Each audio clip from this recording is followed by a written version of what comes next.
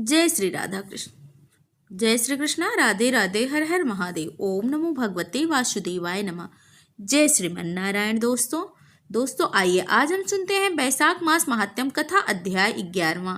जय श्री राधा कृष्ण। बैसाख मास में स्नान, दान, तप, होम और उपवास करने से भयानक पापों का नाश होता है, मन की इच्छाएं पूरी होती हैं और उत्तम गति मिलती है। इसीलिए इस पवित्र पावन बैसाख महीने में अधिक से अधिक नियमों का पालन करें। आइए चलिए सुनते हैं बैसाख महात्म्य का 11वां अध्याय।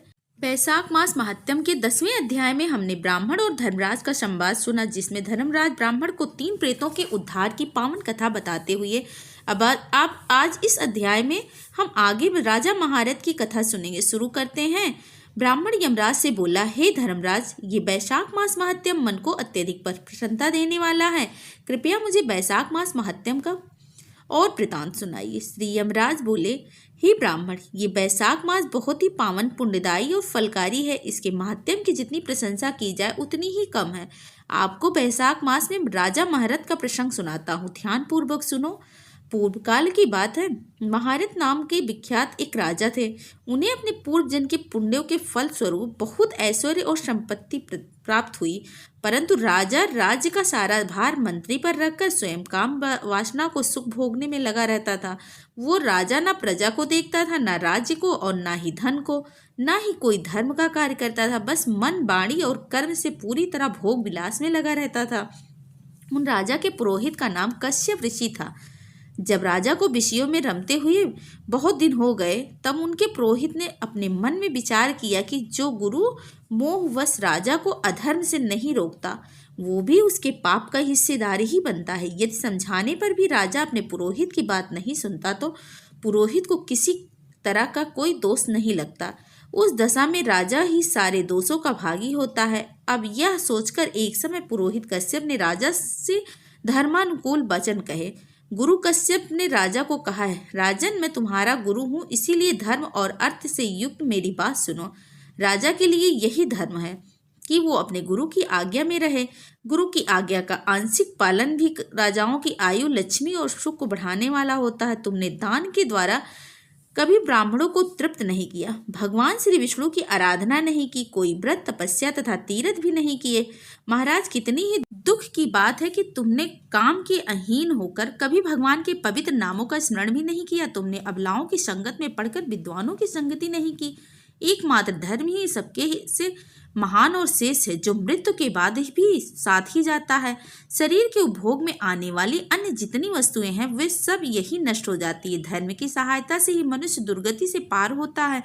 मनुष्य के निर्जीव शरीर को काठ और ठेले के समान पृथ्वी पर फेंक कर उसके बंधु बांधव मुंह फेर कर चले जा देते हैं। केवल धर्म ही उनके पीछे आता है। स्त्री, पुत्र आदि, कुटुंब, शरीर तथा धन, ये सब पराये हैं। आज तुम्हारे हैं, कल किसी और के होंगे, पर सिर्फ अपने द्वारा किए हुए पुण्य और पाप हमारे हैं। जब एक दिन सब कुछ छोड़कर तुम्हें व्यवस्था पूर्वक जाना ही पड़ेगा, तो अनर्थ में फंसकर अपने धर्म का पालन क्यों नहीं करते? मरने के बाद उस दुर्गम पथ पर अकेले कैसे जाओगे?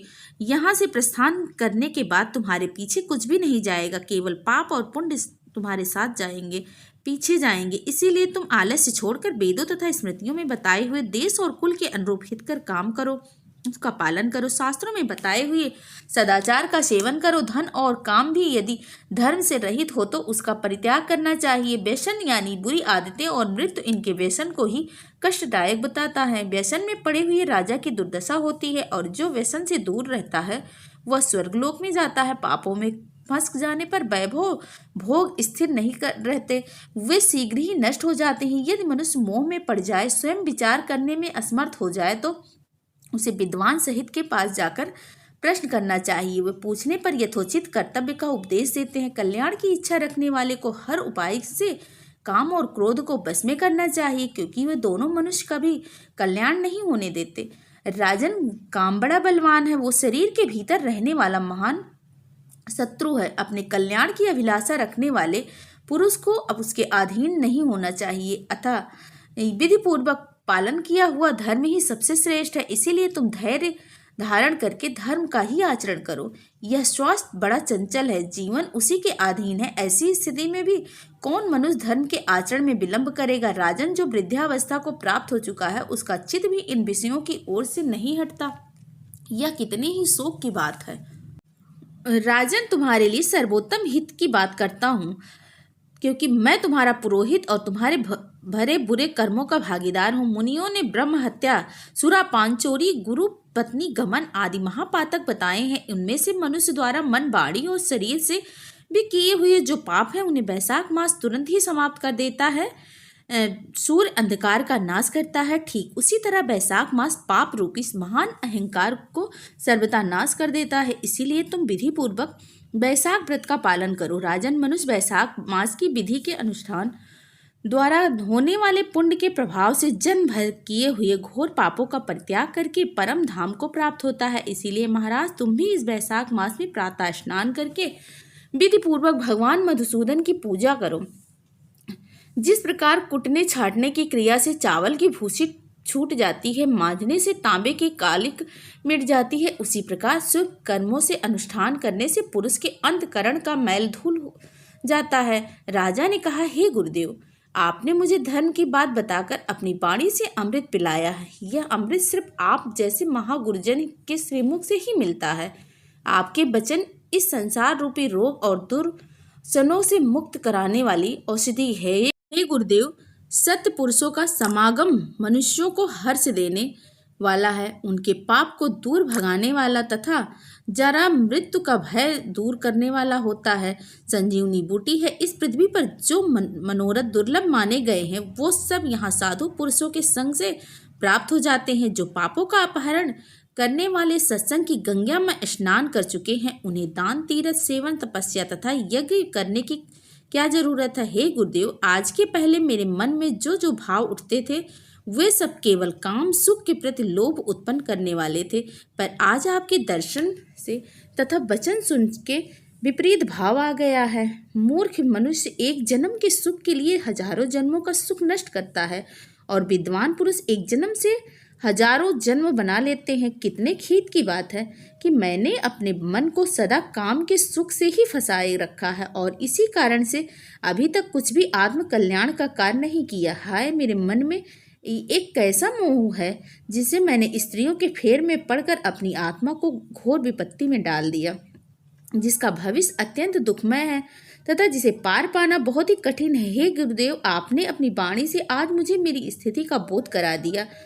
अब उपदेश देकर मेरा उद्धार कीजिए। पूर्व जन्म में मैंने कोई पुण्य अवश्य किया था जिससे आपने मुझे यह बोध कराया है। आपके चरणों की धूलि से आज मैं पवित्र हो गया। हे गुरुदेव, अब आप मुझे वैशाख मास विधि बताइए। राजा की बात सुनकर गुरु कश्यप जी बोले, राजन, बुद्धिमान पुरुष को चाहिए कि वो बिना पूछे अथवा अन्याय पूर्वक पूछने पर किसी को उपदेश न दे।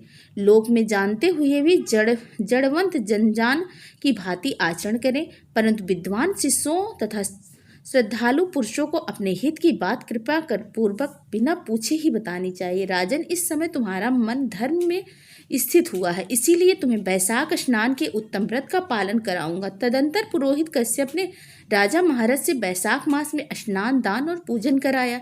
शास्त्रों में वैशाख स्नान की जैसी विधि उन्होंने देखी थी उसका पूरा पालन उन्होंने राजा महाराज से कराया और राजा महाराज ने भी गुरु की प्रेरणा से उस समय विधि पूर्वक सब नियमों का पालन किया तथा माधव मास का जो विधान उन्होंने बताया वो सब आदर पूर्वक सुना। उन से प्रातः काल स्नान करके भक्ति भाव के साथ पाद और अर्घ आदि देकर श्रीहरि का पूजन किया तथा नैवेद्य भोग लगाया। वैशाख मास महात्म्य अध्याय 11वां समाप्त। कल 12वां अध्याय सुनेंगे। इस अध्याय में कश्यप ऋषि ने स्वयं बताया कि शरीर को जितने भी विषय भोगों में लगा लो उसकी कभी तृप्ति नहीं होती है। सिर्फ धर्म और कर्म ही हमारी रक्षा कर सकते हैं। धर्म की उसकी ही रक्षा करता है जो धर्म की रक्षा करता है। मानव जीवन मिलना बहुत ही मुश्किल है। अगर हमें मानव जीवन मिला है तो उस पर ठाकुर जी की कृपा भी मिली है, तभी तो हम ये कथा सुन पा रहे हैं। प्रेम से बोलिए श्री राधा माधव की जय हो।